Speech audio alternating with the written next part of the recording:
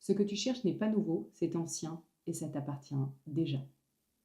J'avais jamais tiré, j'avais jamais pris d'arme dans ma main.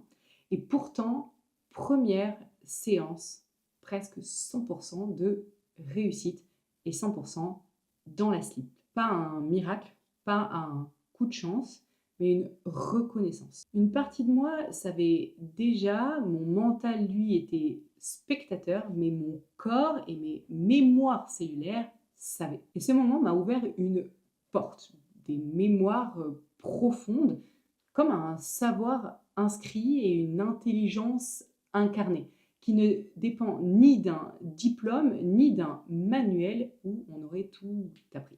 On nous a appris que la compétence vient de l'effort et de l'apprentissage, de la répétition. Alors c'est vrai, en partie, mais pas uniquement. Il existe un autre savoir, un savoir primordial, un savoir qui va être cellulaire et transhistorique. Ce que certains appelleraient donc mémoire cellulaire, comme c'est mon cas.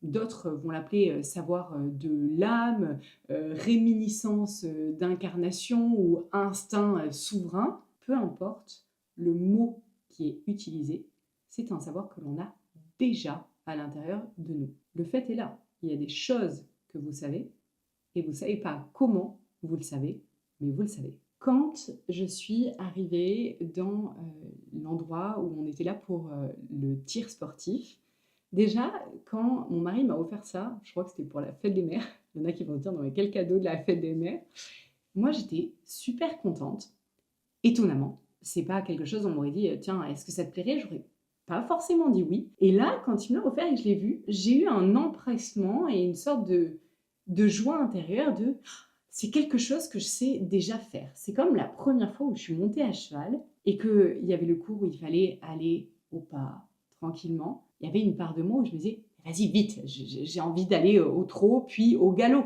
Et là, c'était exactement la même chose. Du moment où j'ai eu cette invitation entre les mains, il y a eu une joie et un je vais refaire quelque chose que je sais déjà faire.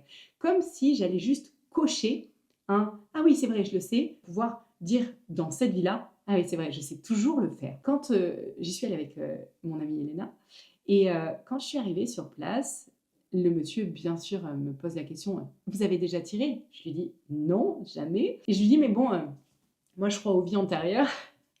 Déjà, il m'a regardé un petit peu bizarre. Et je lui dis donc je pense que dans nos mémoires cellulaires, comme je vous l'ai déjà dit, je pense qu'on a des réminiscences et je suis persuadée que je sais tirer. Et il m'a regardé du coin de l'œil vraiment avec un regard suspect. Il m'a expliqué comment tenir l'arme, etc.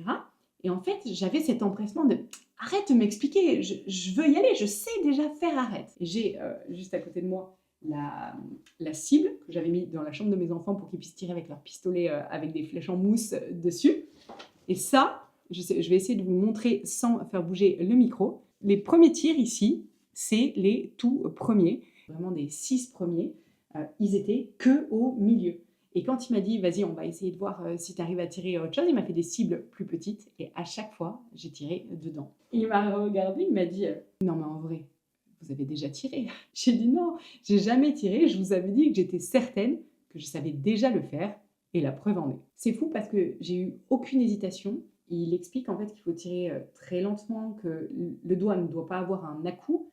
Et c'est comme si en fait j'avais juste l'impression de retrouver ces gestes et que chaque détail était déjà connu, mais pas par ma tête, mais par mon corps. Ce n'est pas la première fois que tu vis et tu es venu ici pour te rappeler. Vous n'êtes pas ici sur Terre pour tout revenir apprendre à zéro. Vous êtes ici pour venir réactiver quelque chose qui est déjà présent à l'intérieur de vous. Il y a des gestes, des actions qui sont déjà portées en fait dans vous. C'est comme s'ils étaient inscrits dans la trame, c'est des sortes d'élans qui s'expliquent pas mais qui vous précèdent. Et en fait, si aujourd'hui vous vous sentez peut-être perdu dans votre quotidien, peut-être pas utile ou pas à votre place, c'est pas parce que vous êtes cassé ou que vous n'arrivez pas à être aligné, c'est juste parce que nous vivons dans un système qui a oublié ce que l'on est. La phrase que j'adore énormément, c'est « Vous n'êtes pas des êtres humains vivant plus ou moins une expérience spirituelle, vous êtes des êtres spirituels vivant complètement une expérience humaine. » On vous a appris à obéir, à produire, à vous taire, à payer, à douter de vous surtout, alors qu'on ferait mieux de douter d'autres choses. Mais on ne vous a pas appris à écouter ce que vous êtes venu incarner. Et surtout, on ne vous a jamais dit « Vous savez déjà à l'intérieur de vous, vous avez déjà les réponses. » Vous n'êtes pas venu ici pour cocher des cases. Vous n'êtes pas non plus venu ici pour subir un quotidien que vous ne comprenez pas. Vous n'êtes pas né pour travailler 40 heures par semaine, puis pour vous dire « Ah, enfin, je peux vivre 2 jours ». Vous n'êtes pas non plus venu là pour payer des taxes, pour répondre à des besoins extérieurs, et à la fin de votre vie, vous dites « Pourquoi j'étais fait au fait ?» Vous êtes venu ici pour vous souvenir, pour vous reconnecter, et surtout pour réactiver ce que les siècles ont tenté de vous faire oublier. Les siècles ou les passages entre deux vies. Mais là est une autre histoire. Le savoir que vous portez n'a pas besoin d'être validé, il a juste besoin d'être reconnu. Un vrai leader aujourd'hui, c'est pas quelqu'un qui maîtrise tout, c'est celui qui se souvient de pourquoi il est venu ici. C'est celui qui ne confond pas la mémoire de l'âme avec l'ego spirituel. Celui qui accepte d'être un canal, un transmetteur, un gardien de vérité oubliée. Peut-être celui qui accepte qu'on n'a pas vraiment de libre arbitre à part thé ou café. Et quand vous reconnaissez la maîtrise innée à l'intérieur de vous, vous ne cherchez plus à convaincre, vous devenez la confiance vivante. Et c'est là, dans cet espace vibratoire, que les masques tombent. Si vous sentez qu'il y a des choses autour de vous qui vont trop vite, qui sont trop profondes, trop denses pour être apprises, c'est normal. Et en fait, c'est OK de se dire que c'est pas à apprendre, c'est à réintégrer en se souvenant que vous savez déjà. Vous êtes beaucoup plus vaste que ce qu'on vous a appris. Et vous êtes beaucoup plus ancien que ce que vous voulez bien croire. Et surtout, vous n'avez pas besoin de tout comprendre pour vous sentir légitime. Vous avez juste besoin de vous souvenir et de vivre depuis cet espace de mémoire intérieure, plutôt que de toujours être dans la peur de passer à côté de ce que vous pourriez être. Alors si cette vidéo a réveillé quelque chose en vous, c'est pas un hasard, c'est peut-être qu'il y a des parts de vous qui se disent « Ah ouais, moi aussi ça m'est arrivé régulièrement d'avoir l'impression que je savais déjà ». Vous n'êtes pas perdu, vous êtes juste en train de retrouver la carte pour trouver le chemin et trouver qui vous devez être.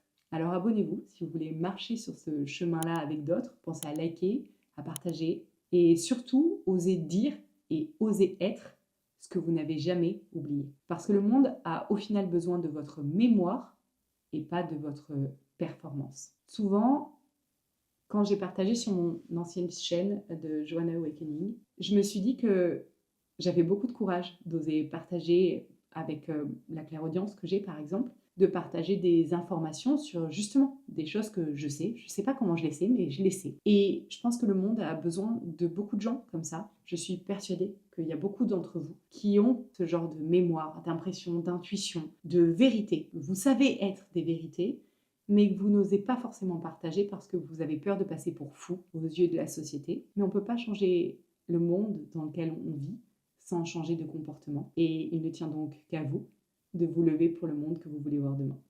On ne change pas le monde en chuchotant. On le change en incarnant.